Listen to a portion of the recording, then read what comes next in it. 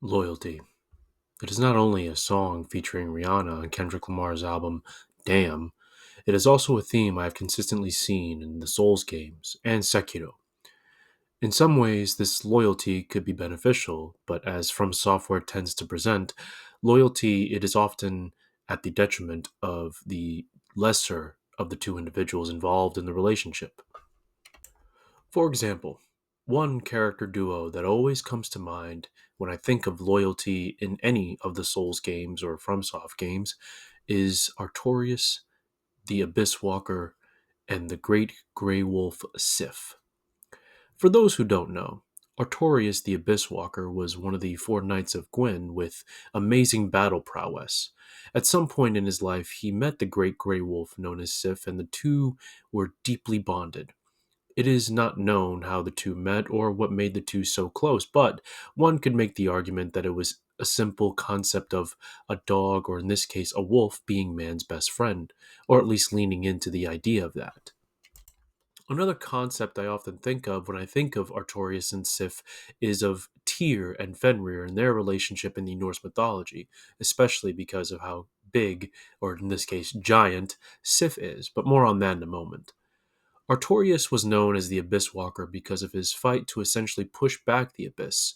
He wore a ring known as the Covenant of Artorias that allowed him to walk in the Abyss, hence the name Abyss Walker. For context, the Abyss is a realm in the Dark Souls world that is of nothing but pure darkness. Those who are not humans are not able to exist in this space. The Abyss would consume those who were not humans, and so Artorias, who was not human, needed some sort of protection. Seasoned Souls players will know the Abyss is where we fought the four kings in Dark Souls 1. This particular area where the four kings reside was known as New Londo. Darkstalker Koth was seeking a new lord to usher in the Age of Dark. The Abyss was a threat to Gwyn's power, and so Artorias, being a loyal knight of Gwyn, sought to repel it. He wasn't successful during his fight with the Abyss in New Londo, and so as a result, and without warning to the civilians, it was decided to flood the city of New Londo to prevent further corruption of the Abyss. While Artorias was protected from the Abyss, his sword was not and became a bit corrupted. Artorias also bore a great shield, which was also meant to repel the dark. For attempting to push back the Abyss, Artorias was awarded a silver pendant, which reads, "One of the ancient treasures of Anor Londo, presented to Artorias for facing the Abyss, effectively deflects the dark of the Abyss, especially in its magical forms." Now, Artorias and Sif grew so close during their time together that Sif would eventually learn how to fight with Artorias' sword. Furthermore, Sif accompanied Artorias when he ventured to the town of Ulasil. Ulasil, through Darkstalker Koth, was manipulated into opening the grave of Manus, who was the father of the Abyss. I'll now read some of the events from Dark Souls Fandom as I feel they do the best job in describing the events. I'll also post the link in the description below if anybody wants to further research themselves. The royal family of Ulasil took the precious broken pendant of Manus for themselves, giving it to Princess Dusk. The wrenching nostalgia connected to his object of obsession and sincere hope to reclaim it drove Manus mad, and his dark soul went wild, transforming him into a dark beast eternally seeking his pendant. His immense mass of humanity, out of control, led to the manifestation of an abyss that spread, threatening to devour the entire land. The dark, emanating from Manus, did not limit itself to generating countless humanity phantoms with the will of their own, but also influenced the residents of Ulasil, making their humanity go wild and horribly mutating their bodies, bloating their heads, and opening them with cracked lines with innumerable tiny red eyeballs and protruding brain parts. As the abyss continued to spread across the land of Ulasil, Knight Artorias arrived to stop it and confront Manus, as the Knight of Gwyn had already had experience with fighting the abyss and its creatures in New Londo, and possessed a silver pendant that protected him from the dark. Artorias, together with his trusted companion Sif, thus faced Manus, but his strength proved insufficient to defeat the father of the abyss, and he succumbed to the abyss. Wounded by the battle, Artorias used his cleansing great shield to form a barrier to protect Sif, leaving a magic barrier to repel the dark. Artorias, now corrupted to the soul by the abyss and with his armor corroded, was left alone and wounded to fight the distorted creatures of Ulasil.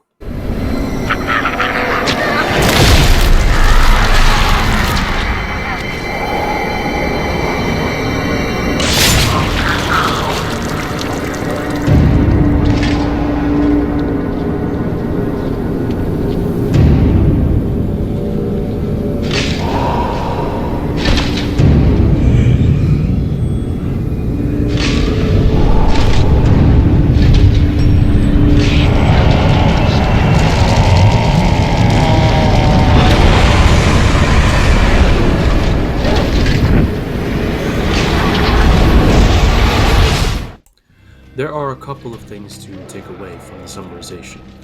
First off, as the fandom page pointed out, Artorias was wounded in the fight with Manus. In his cutscene, we see Artorias with what looks to be a broken arm. Now, this is the same arm he probably would have used to wield the Great Shield.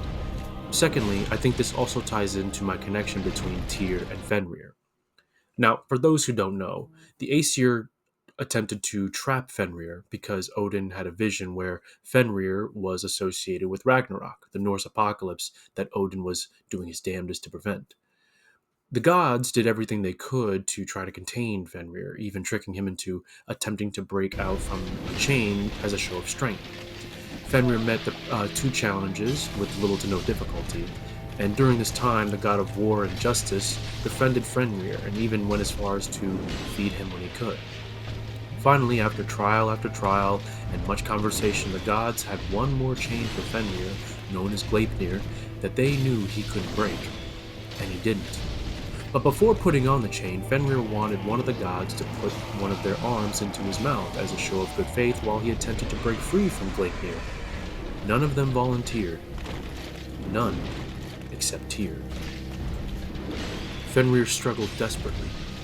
Finally, after so long of trying to break free from the Gleipnir, the very chain the gods wanted to strap him to a mountain to, he looked at his friend Tyr, whose arm he still had in his mouth, and Tyr nodded, knowing he was going to lose his arm. And with one last attempt, Fenrir tried his damnedest to rip and tear and break free of the chain, but he couldn't. And as a result, Tyr lost his arm. The reason why I bring this up is that both Tyr and Artorias attempted to save their friend from cruelty, and as a result, both lost a lot, in this case, an arm.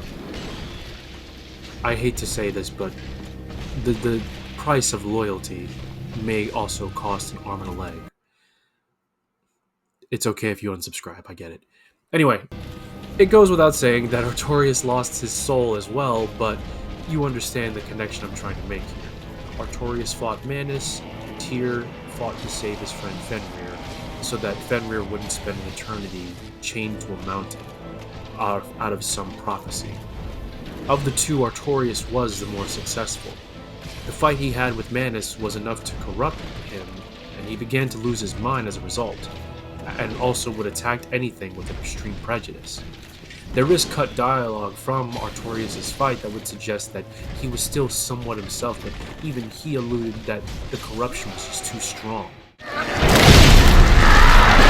thou art, stay away.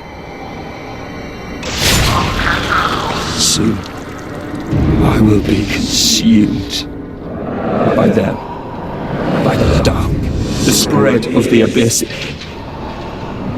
Must be stopped.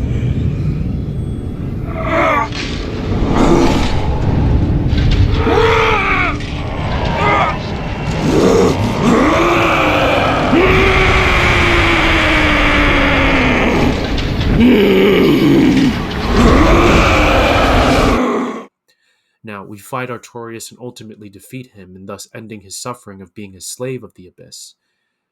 When Artorias throws his cleansing shield, Sif is protected in a bubble from the corrupting dark. It isn't until we, the chosen undead, arrive and save Sif. We are then able to summon Sif for the fight with Manus. But regardless on our choice, we defeat Manus and as a result, save the town of Ulasil.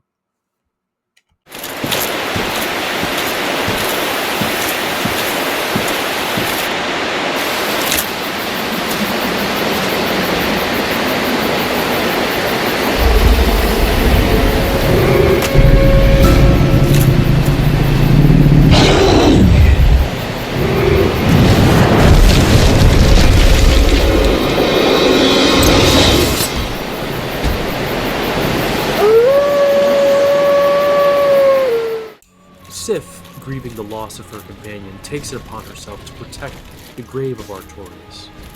That is, until we arrive. Upon our quest in the Dark Souls base game, we, the Chosen Undead, need to go to Artorias' grave, and unfortunately, we need to rob it. We need the Covenant Ring of Artorias in order for us to fight the Four Kings and succeed where Artorias failed. When we arrive at the grave of Artorias, we run into Sif. Normally, if we just play the base game, Sif just sees us as another grave robber, but if you play the DLC, Artorias the Abysswalker, first, before fighting Sif in the base game, there's an alternate cutscene where Sif recognizes us, and even though there is still a semblance of recognition and even respect, Sif is still loyal to Artorias and will protect his grave until the end.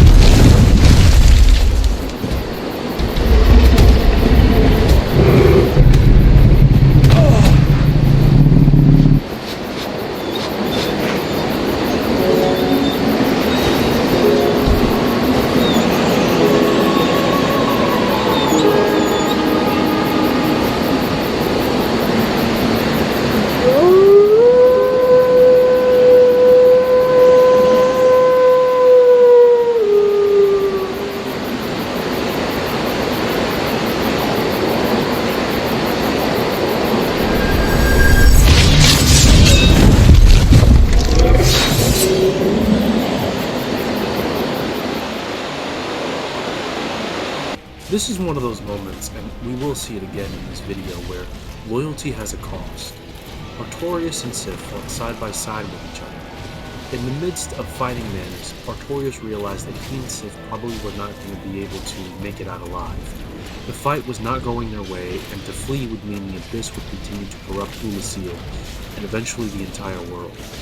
So, as a last-ditch effort, Artorias sacrificed himself by protecting his friend with the shield that cleansed the dark. And that shield probably would have saved him. In the end, they both would perish by our hand. The reason for why was because of each other. Even in a moment where Artorias had gone mad, he was still following his duty in ridding the world of the Abyss, and thus protecting the world and Sif. Sif would continue to guard her companion's grave despite the Chosen Undead, who could arguably be another companion of hers, trying to finish what Artorias started. Artorias and Sif, to me, provide the best examples of how loyalty should be. Both of them gave everything they could to protect the other. Despite what their legends tell us, Artorias and Sif give us a tragic yet wholesome story of two characters who have love and compassion for one another, and in worlds that are dark and gritty and unrelenting, perhaps a little bit of love and compassion would light the way for us all. And that's where we're going to end it. Thank you so much for watching. If you enjoyed the video, please give it a like. Subscribe if you want to see more content like this. Comment something you agreed or disagree with. And I'll see you in the next one.